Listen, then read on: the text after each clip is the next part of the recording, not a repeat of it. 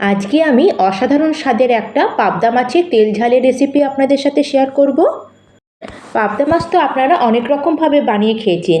একবার এই পদ্ধতিতে পাবদা মাছের তেল ঝাল রান্না করে দেখুন।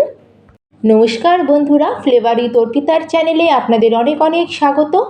আর গরম ভাতের সাথে এই পাবদা মাছের তেল ঝাল খেতে অসাধারণ লাগে। তাহলে চলুন বন্ধুরা, দেখে নেওয়া যাক আজকের আমার এই পাবদা মাছের রেসিপি।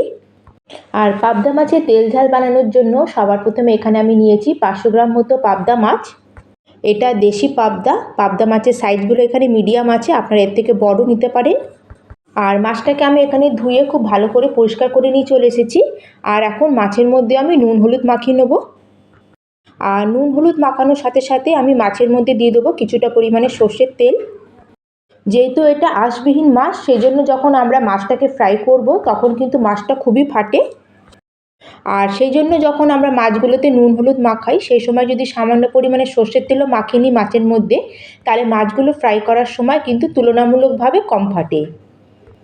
শুধু পাবদা মাছ বলে না, যে কোনো আঁশবিহীন মাছে যদি আমরা নুন হলুদের সাথে সামান্য একটু তেল দিয়ে ফ্রাই করি তাহলে মাছগুলো কিন্তু কম ফাটে। নুন হলুদ আর তেল মাখানোর পরে মাছটাকে আমরা প্রায় 10 মিনিটের মধ্যে ম্যারিনেশন করে রেখে দেবো। আর 10 মিনিট হওয়ার পরে তারপরে আমরা রান্নাটা শুরু করব। আর অনেকের এই মাছ ভাজার সময় মাছগুলো ঠিকঠাক ভাজতে পারে না, মাছগুলো ভেঙে যায়। তাহলে আজকে এই রেসিপিটা আপনারা ঠিকঠাক করে দেখুন, তাহলে হয়তো আপনাদের কোনো অসুবিধার মধ্যে পড়তে হবে না। আর প্রথমে আমাদের কড়াইটাকে খুব ভালো করে গরম করে নিতে হবে। আর কড়াইটা ভালো মতো গরম হলে তাতে পরিমাণ মতো তেল দিয়ে তেলটাকেও ধোঁয়া ওঠা পর্যন্ত গরম করে নিতে হবে। তারপর আমাদের ম্যারিনেট করে রাখা মাছগুলোকে তেলের মধ্যে আমরা এক এক করে দিয়ে দেবো, একসাথে আমরা সব মাছগুলো দেবো না। আর এই সময় আমাদের গ্যাসের ফ্লেমটাকে মিডিয়ামে রেখে আমরা মাছগুলোকে ভেজে নেব।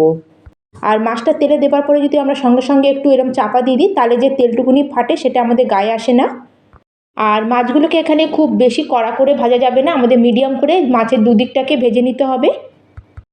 আর গ্যাসের ফ্লেমটা মিডিয়ামে রেখে আমি মাছের দুদিকটাই মিডিয়াম করে ভেজে নিয়েছি। এখন আমরা তেল ঝরিয়ে মাছটাকে তেল থেকে উঠিয়ে নেব।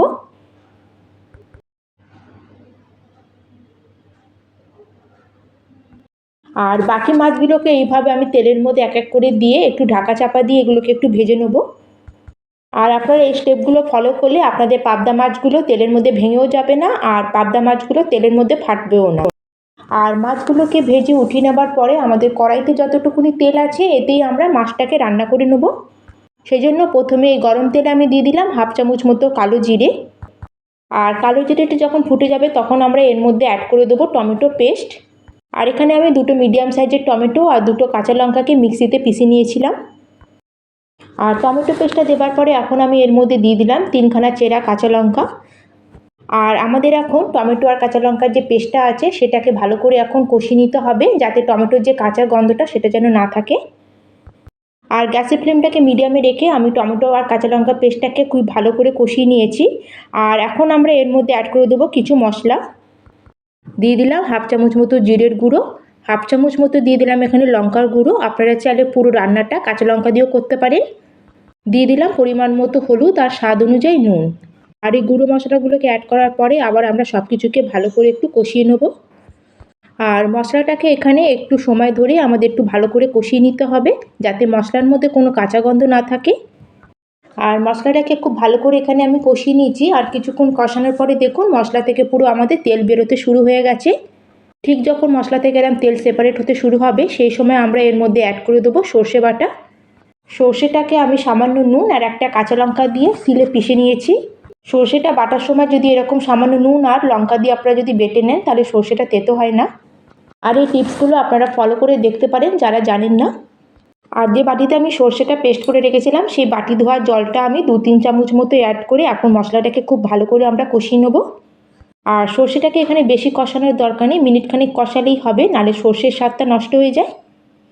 আর প্রায় 1 মিনিট মতো হয়ে গেছে, আমি সব কিছুকে খুব ভালো করে কষিয়ে নিয়েছি। আর এটা খুব ভালো মতো কষে গেছে, এখন আমি এর মধ্যে অ্যাড করে দেবো জল। আর এখানে আমি 1 গ্লাস মতো উষ্ণ গরম জলের ব্যবহার করেছি, আপনারা চাইলে রান্নাটা নর্মাল জলও দিয়েও করতে পারেন।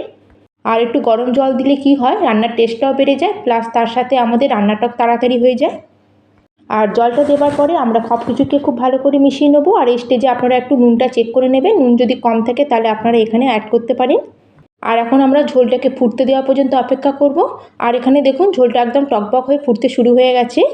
আর ঝোলটা যখন এরকমই ফুটতে শুরু হবে ঠিক সেই সময় আমাদের ভেজে রাখা যে পাবদা মাছগুলো ছিল সেগুলো সব অ্যাড করে দেবো এর মধ্যে। আর পাবদা মাছটাকে ঝোলের মধ্যে অ্যাড করার পরে এখন আমরা মাছটাকে খুব ভালো করে ঝোলের মধ্যে একটু মিশিয়ে দেবো। আর পাবদা মাছগুলো ঝোলের মধ্যে দেওয়ার পরে খুব বেশি রান্না করা যায় না। পাবদা মাছগুলো হচ্ছে নরম প্রকৃতির মাছ, তাই মাছগুলো যখন ঝোলে দেবার পরে আমরা যদি ঝোলটাকে খুব বেশি ফোটাই তাহলে মাছগুলো ভেঙে যাওয়ার চান্স থাকে। সেই জন্য মাছগুলো যখন ঝোলের মধ্যে ফুটতে শুরু হয়ে যাবে সেই সময় আমরা এটাকে কভার করে দেবো আর মিডিয়াম ফ্লেমে আমরা 3-4 মিনিটের জন্য এটা রান্না হতে দেবো। আর প্রায় 3-4 মিনিট হয়ে গেছে, আমরা কভারটা সরিয়ে এখন এটাকে আমরা চেক করে নেব। আর রান্নাটা প্রায় আমাদের হয়েই গেছে, রান্নাটা এখন শেষের দিকে। আর সবার শেষে এখন আমরা এর মধ্যে অ্যাড করে দেবো বেশ কিছুটা ধনেপাতা কুচি। আর ধনেপাতা কুচি অ্যাড করলে ফ্লেভারের সাথে স্বাদটা অনেকটা বেড়ে যাবে। আর ধনেপাতাটাকে অ্যাড করার পরে এখন আমাদের আর রান্না করার দরকার নেই, ব্যাস আলতো হাতে আমরা ধনেপাতাটাকে একটু ঝোলের সাথে মিশিয়ে দেবো। আর এই সময় মাছগুলোকে বেশি নাড়াচাড়া করা যাবে না, কারণ মাছগুলো অনেকটা নরম হয়ে গেছে।